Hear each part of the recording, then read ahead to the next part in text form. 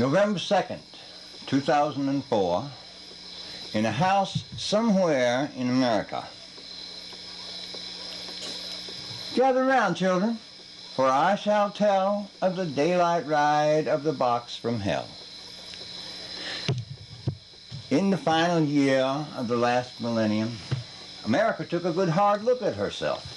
Her republic was functioning as usual, but her democracy had become trapped in a small box of ballots in the basement of a courthouse in Florida because a strange series of events had transpired to make election of her president by her people impossible. First, her ruling people had allowed her rule of law to install voting and vote tabulation systems with known error rates, thus making it certain that a small number of her people's votes would go unseen, unknown, and uncounted in every election. Next, 2/3 of her registered voters had split themselves perfectly, so the capacity to choose her new president disappeared into the error rate of this election determination system. Then her presidential candidates had decided to fight rather than to settle, by one of them stepping aside for her common good, and finally her candidates' advocates had battled. All this while leaving in existence a number of undecoded fragments of the people's ruling power, such that the entire force and strength of her people's command, regarding which man should be president, was imprisoned in a box in the basement of a courthouse in Tallahassee, Florida.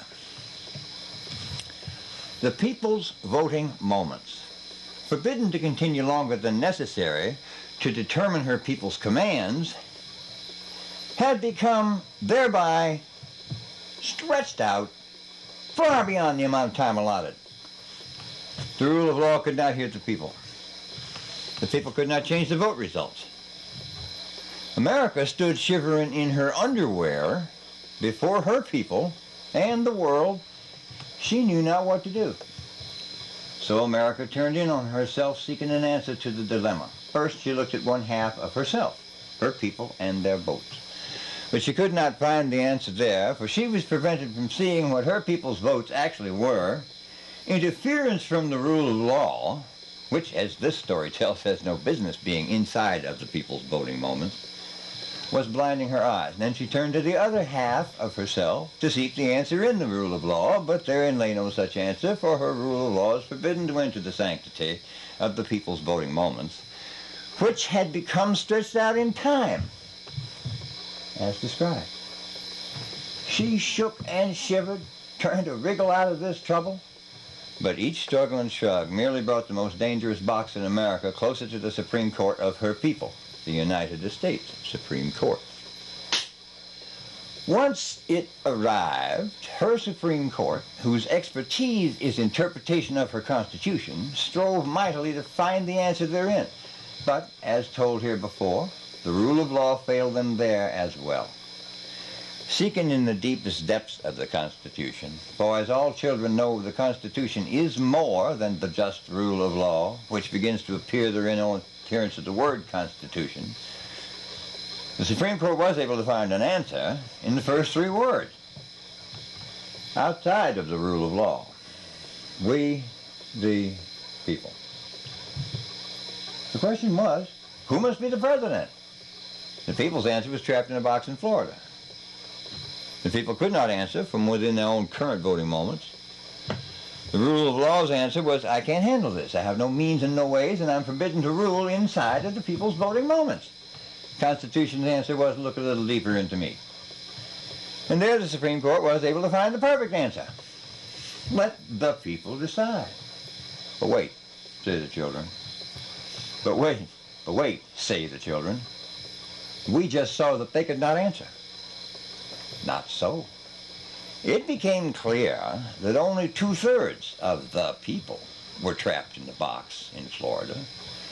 The remainder were still available to ask. 45 million strong, they had not wasted their votes by voting in the deadlocked election. Supreme Court found as follows. When the number of votes separating candidates becomes smaller than the known error rates of the voting and vote tabulation systems, then should the people turn to their own, to the remainder of the people, to those who did not vote on election day. In that election, a subsidiary voting day should be given to them now, to complete the election that was begun but was interrupted by chaotic indecision. No one votes twice in this nation, so those who voted already should not vote now. The people made this nasty mess all by themselves. Well inside their own voting moments, the people can clean it up. The story told here thus ended in balance, in perfectly American truth, in a ruling judgment by the people, and the results, as all children now know, were these. All the lawyers went home. All the politicians shut up for a while. All the media commentators stopped talking about the problem and began to rant and rave about the answer. That box of ballots in the courthouse basement in Tallahassee became irrelevant. It blended with the flood of 30 million new votes. And as all children know, that box was never opened and was utterly destroyed by fire at the very moment the United States Supreme Court decision had come down, and no one was ever caught for that crime. The people regained their ruling power and made a constitutional amendment of that answer mentioned above, so that rule by the people could never again come into direct conflict with the rule of law. The world at large, having been told for 200 years and more that America is the nation where the people rule themselves, saw that indeed it was, in very truth, the nation where the people actually do rule themselves. And the new president was elected by a margin sufficient to create a firm, definitive mandate, and he guided the people effectively for 4 years, right up until this very day. The day that we, the people, again go into the voting booth to exercise our ruling power. So remember this, children, for you've been told of the daylight ride of a box of gold. Without that box of ballots, what was done 4 years ago could not have been done, and we, the people, could not have regained our ruling power by the dawn of the new millennium. So pay heed and learn. When troubles are deep and answers are not apparent, dig into your nation's central document.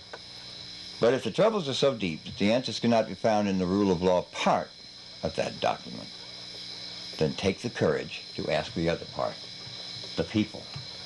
For they are the heart, the soul, the foundation, and the power source for all that follows in the Constitution from the strongest 3 words in human awareness: we, the people.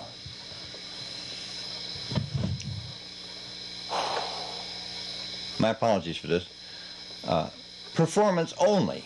Copyright. 2009 by John Brawley, that's me.